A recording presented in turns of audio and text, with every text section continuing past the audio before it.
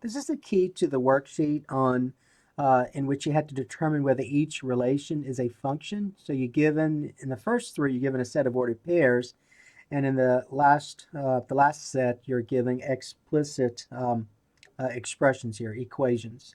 All right, so let's get number one. So number one, you're given a set of ordered pairs, and notice that this set of ordered pairs has 4 points here. And so remember, a function. Remember, a function is a relation in which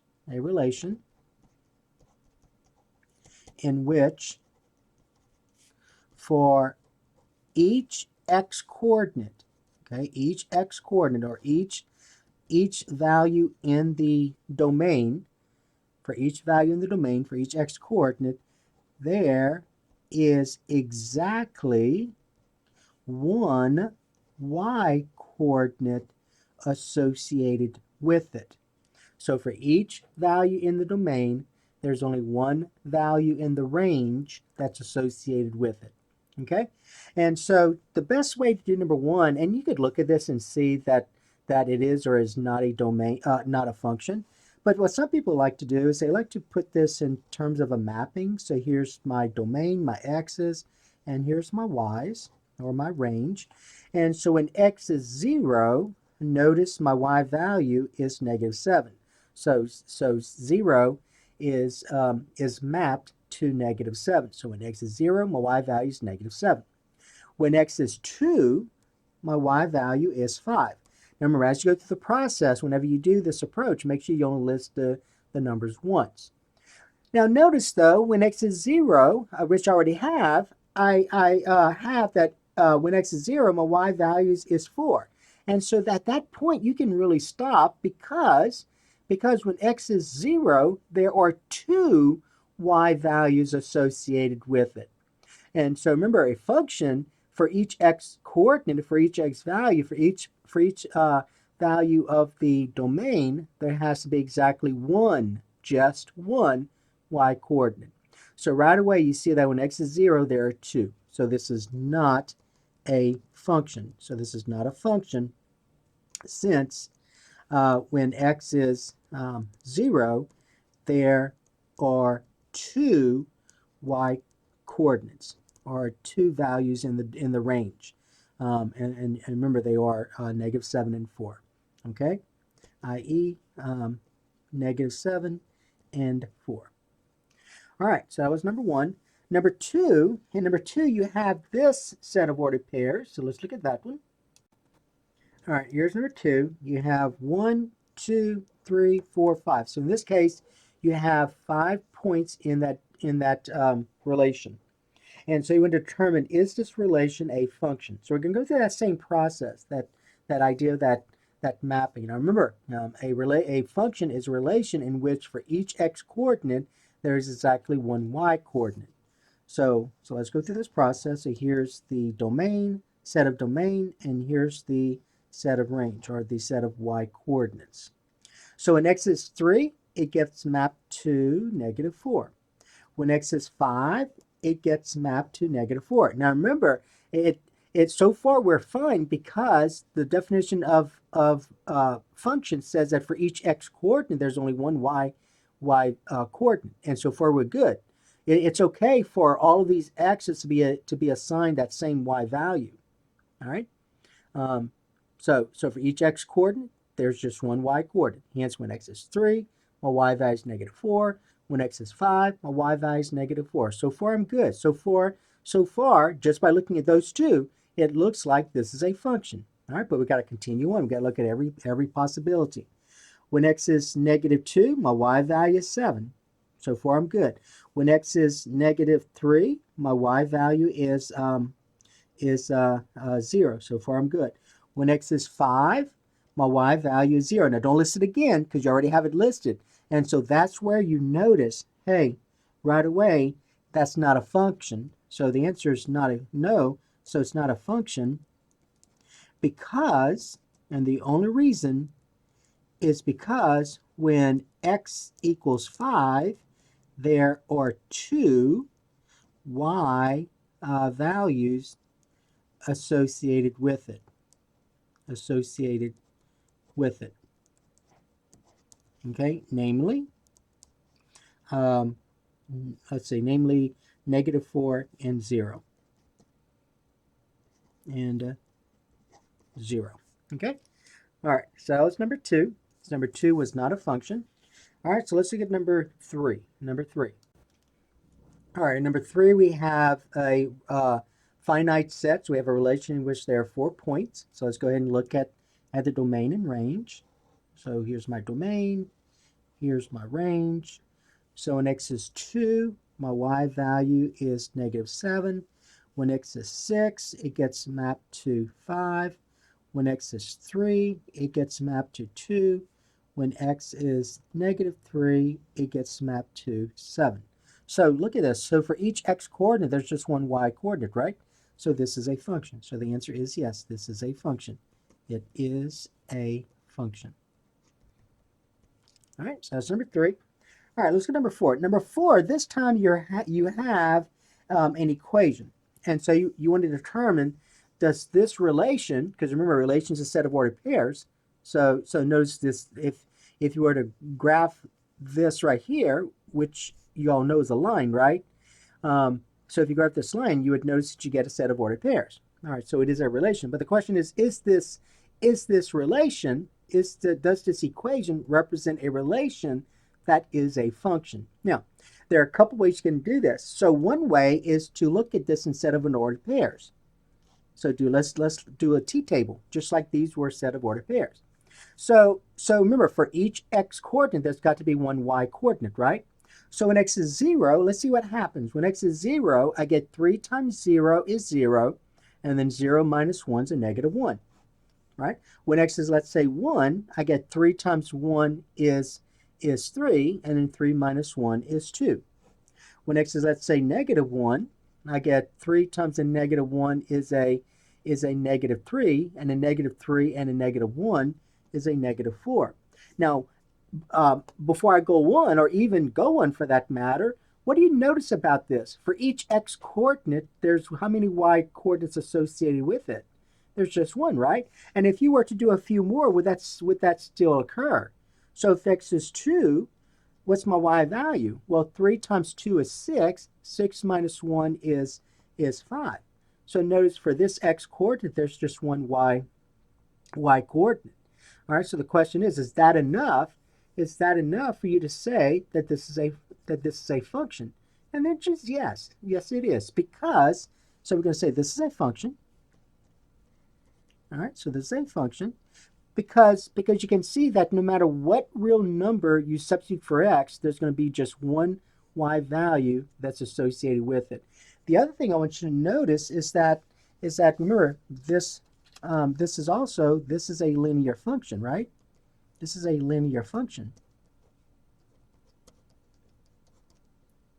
Or I should say a linear relation. Let me put it that way. A linear relation. So this is a linear relation. So if you were to plot those points, so this is y equals 3x minus 1. So you get 0, -1, which is here. You get 1, 2, which is in the first quadrant. -1, -4 is in the third quadrant. 2, 5 is in the first quadrant. And if you use a ruler, straight edge to graph this, remember this is a line, right?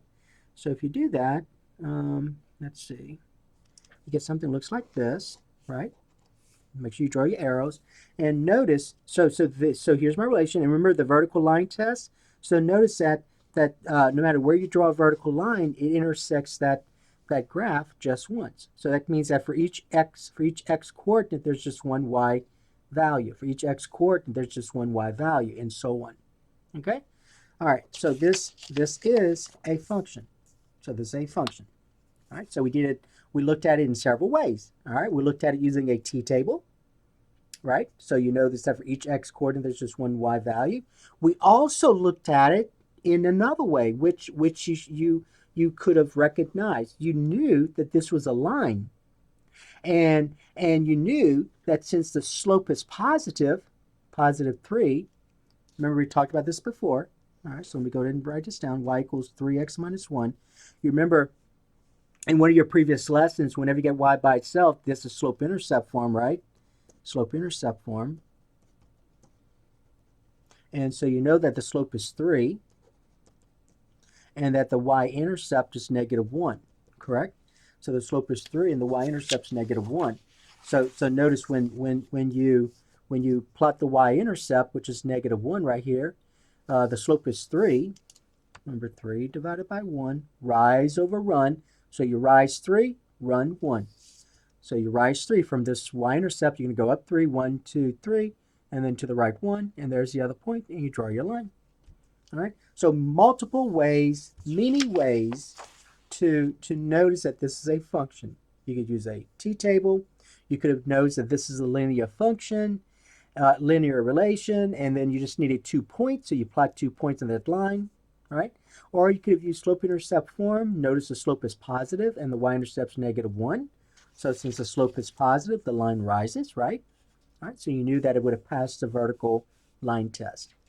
All right, so that's number 4. Not bad at all. Number 4. Now look at number 5. Okay, so number 5, we have x minus 2 squared plus y squared equals 16. Now, I'll be honest with you, the way that I wanted you to think about this was for you, since you had practice with this, was for you to recognize that this is a circle. Okay, I wanted you to recognize that this is a circle. Recognize this is a circle. And you know that since this is a circle, you know the center. The center is +2, 0. And you know the radius is 4, right? So this is a circle and the radius is 4. So if you were to graph this, that's what we get. So here's the center. So the center is 2, 0 right here, and the radius is 4. So I'm gonna go from the center, I'm gonna go to the right 4. 1, 2, 3, 4. So there's a point on the circle. Go to the left 4. 1, 2, 3, 4. Here's another. Go down 4. 1, 2, 3, 4. And then go up 4. 1, 2, 3, 4. And then draw your circle. So when I draw that circle, I want you to notice that this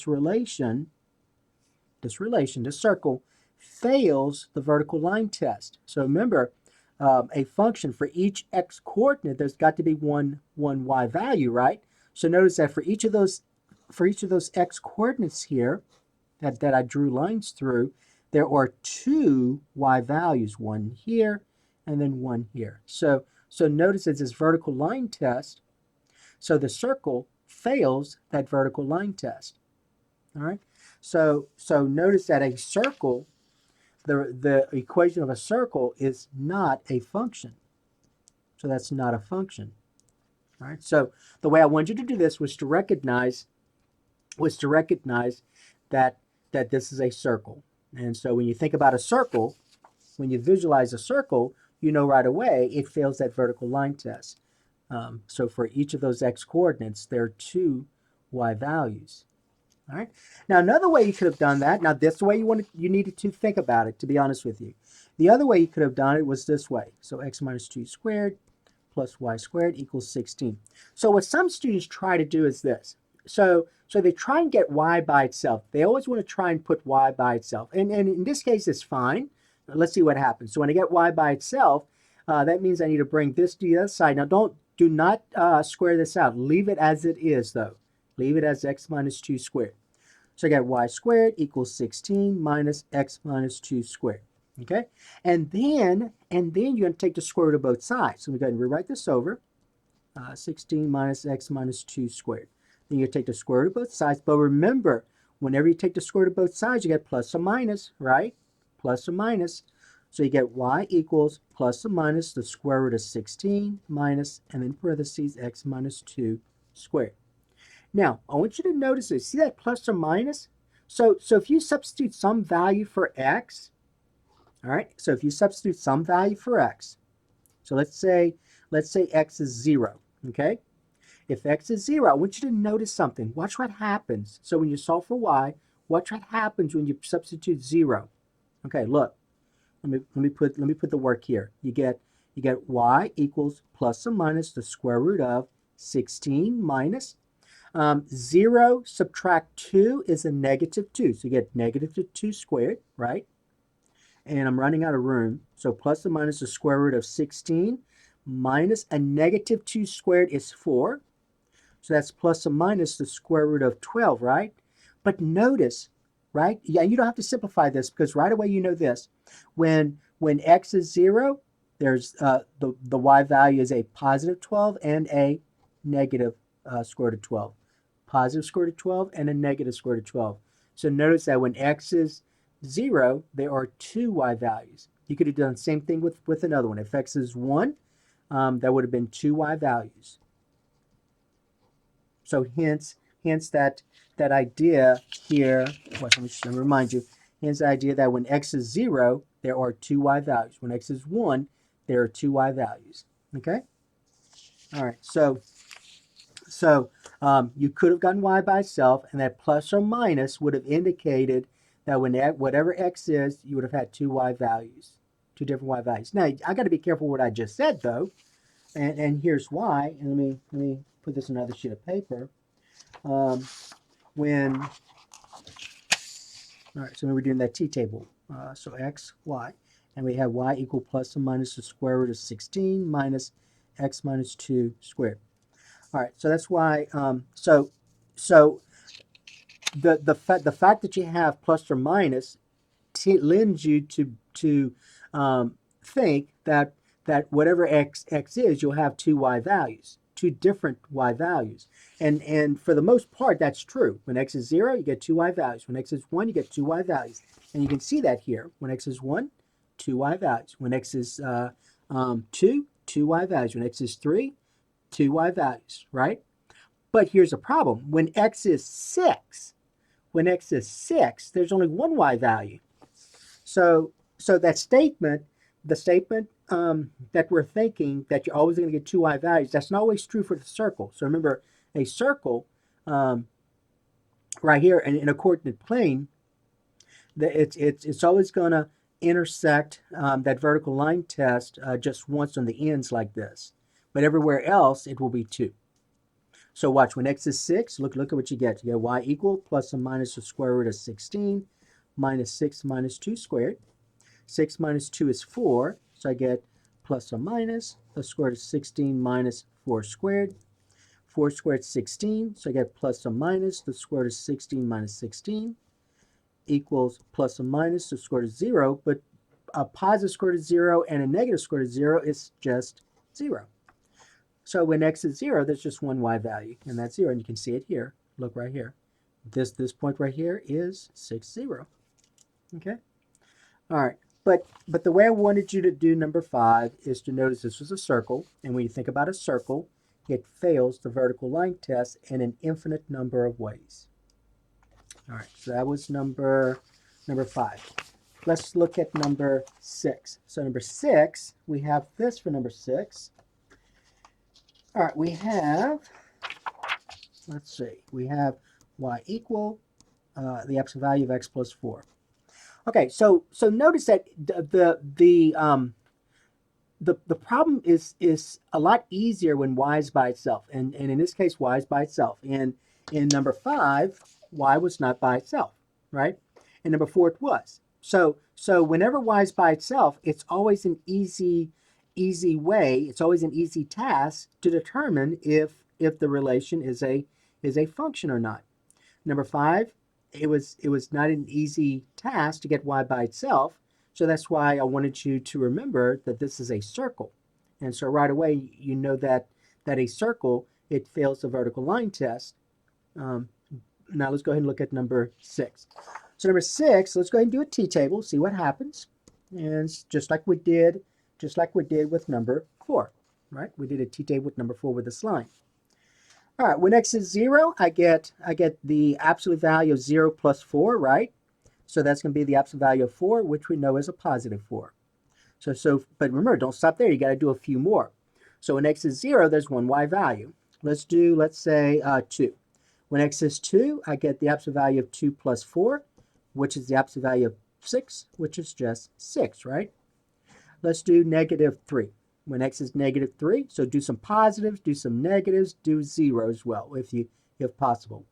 So when x is negative 3, I get the absolute value of negative 3 plus 4, which is the absolute value of 1, which is just 1. When x is, let's say, let's say negative 7, let's say negative 7, I get the absolute value of negative 7 plus 4, which is the absolute value of negative 3, right? And you know that the absolute value of negative 3 is a positive 3. And I want to show you one more. Let me just say, and for the most part, you can stop here. So because notice that for each x coordinate, there's just one y value. When x is 0, my y value is 4, nothing else. When x is 2, my y value is 6. You get no other y value.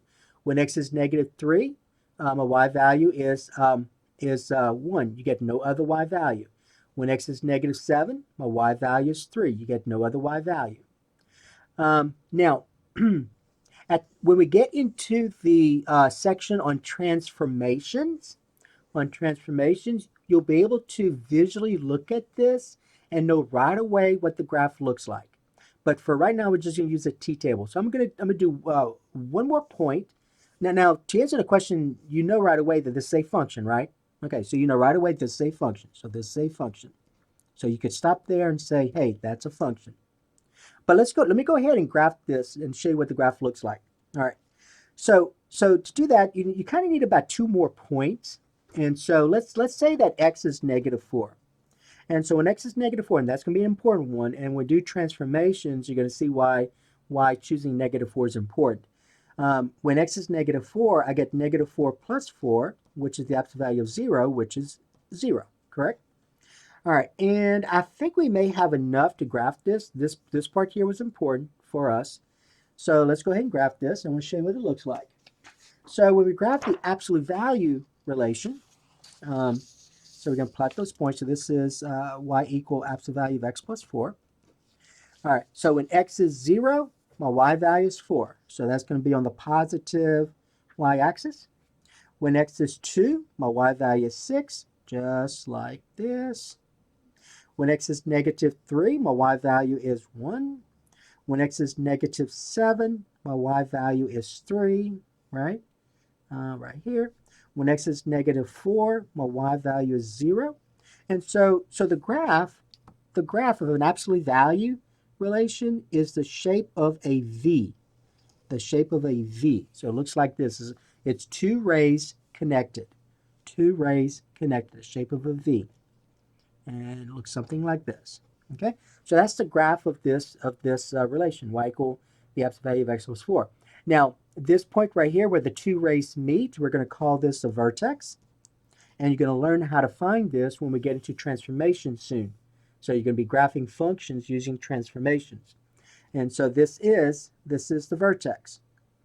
But in particular, notice that the graph here of this relation passes the vertical line test, meaning that for each x coordinate, there's going to be just one y value. All right. So if you knew what the graph looked like, and for the most part, you may or may not. We haven't talked about transformations yet in basic functions in terms of graphing basic functions. But if you know how to do it, or if you knew what the graph of an absolute value looks like, that v, you know right away it passes the vertical line test. All right. So that was number 6. So number 6, for the most part, you probably use the t-table and knew that for each x value, there's just one y value. So right away, that's a function. For others of you, you may have remembered that the graph of an absolute value is the shape of a V. And so right away, you know it passes the vertical line test.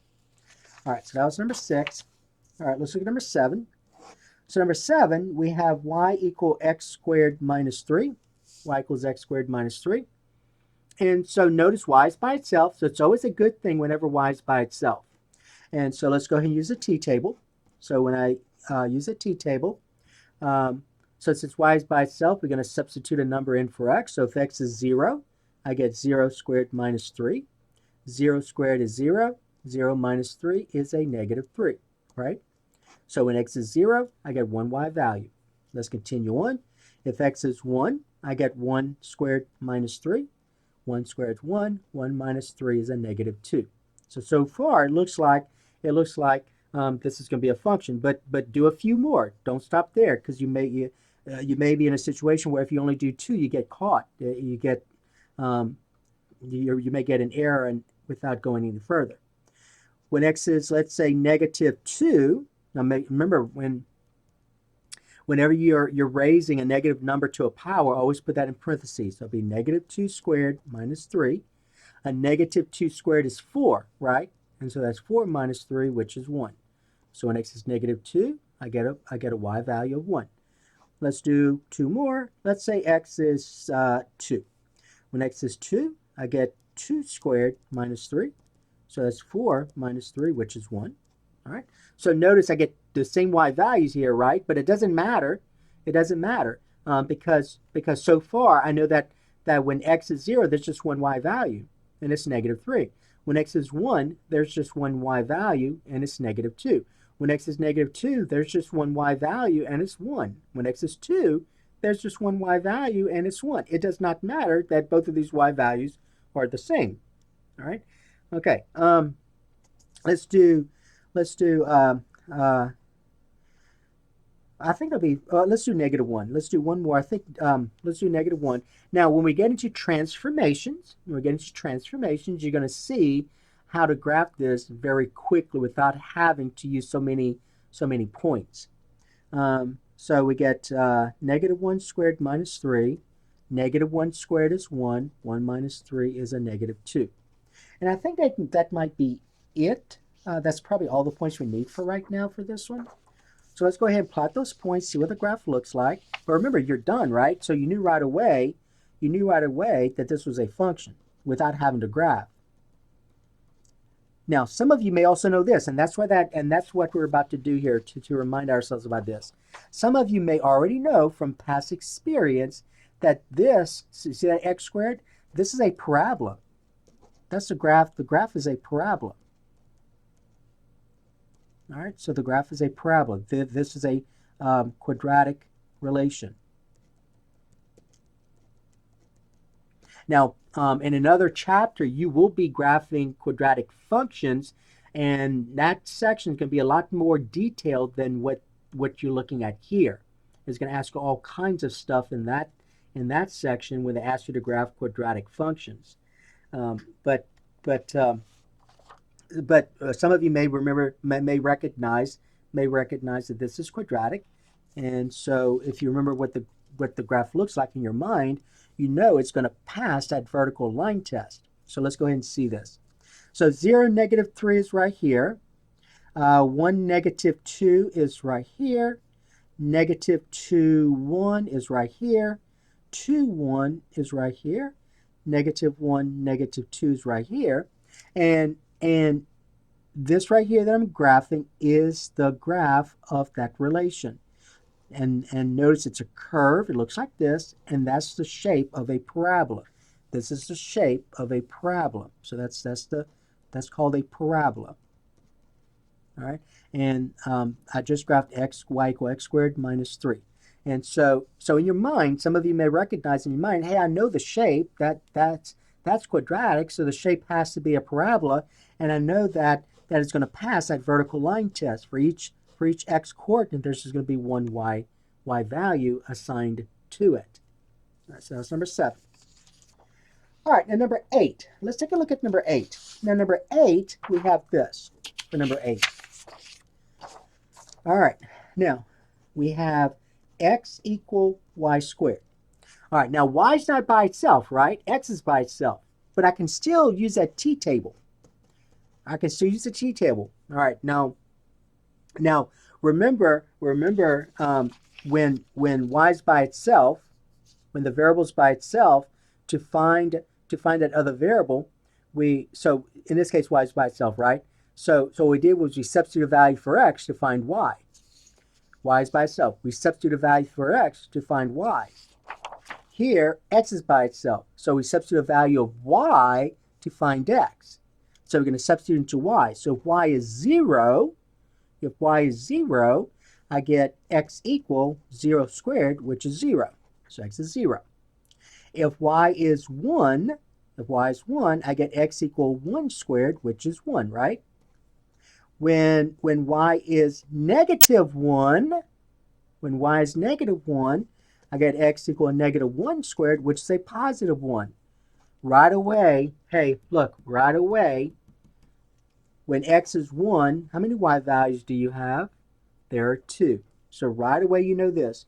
When x equal 1, there are 2 y values. So this is not a function. This is not a function. Okay? Now, don't confuse this. Don't say, well, you just said that the you see y equal x squared. See that squared? You just said that this is a parabola and that's going to be a function. Well, be careful. What was by itself here? Y was by itself, right? Y is by itself. So y is equal to x squared minus 3. That's not the situation here. The situation here is that x equal y squared, not y equal x squared. So if you plotted a few more points, I want you to notice something. Okay, watch. Let's probably have so far. We have 0, 0, right? We have 1, 1. Here's 1, 1. And we have 1, negative 1. And so if I did a few more, if x is 2, I'm sorry, if y is 2, remember we got to substitute for y. If y is 2, I get x equal 2 squared, which is 4. If y is negative 2, I get x equal negative 2 squared, which is also 4, right? So when x is 4, I get 2 y values, 2 and negative 2. So when x is 4, I get 2 and negative 2. Notice what the graph looks like. The graph is a sideways parabola. You see that? But it fails the vertical line test. So this is the graph of x equal y squared. That's the graph of x equal y squared. Don't confuse that. Do not confuse that with, and let me show you. Don't confuse that with y equal x squared. The graph of y equal x squared is, let me draw real quick, is going to be this. So that's the graph of y equal x squared. So that does pass the vertical line test. So that one is a function. X equal y squared, see that sideways parabola? It fails the vertical line test, so this one's not a function. All right, see the difference between the two? This is x equal y squared. This is y equal x squared. Okay? What's the difference? Right here. Put them side by side. Fails the vertical line test, passes the vertical line test. All right. So several ways to think about this. All right. Okay, let's look at number 9. Now, number 9, we have this. Number 9, we have x equal the absolute value of y. Now, remember a while ago, if I can find it real quick, a while ago when we looked at y equal absolute value of x plus 4, we said that shapes a V, correct? That shapes a V. Now over here, it passes a vertical line test. So don't always think, you got to be careful, don't always think that every time you see an absolute value, it's going to be a function. All right? So you see right here, you see the absolute value? But be careful, what's by itself? X is by itself, right? X is by itself. And that's very similar to what we just had between these two. Y is by itself here. That's quadratic. So I get a parabola that goes up and down. So it passes the vertical line test. Over here, x is by itself, but it's a sideways parabola that fails the vertical line test. All right, over here, I get an absolute value, but let's look at some points. Let's see if that's going to help me. So I got to substitute for y to get x. So if y is 0, I have the absolute value of 0, which is 0, right? When y is 1, I get the absolute value of 1, which is 1, correct? When y is negative 1, I get the absolute value of negative 1, which is also a positive 1. So right away, notice when x is 1, how many y values do you get? You get 2.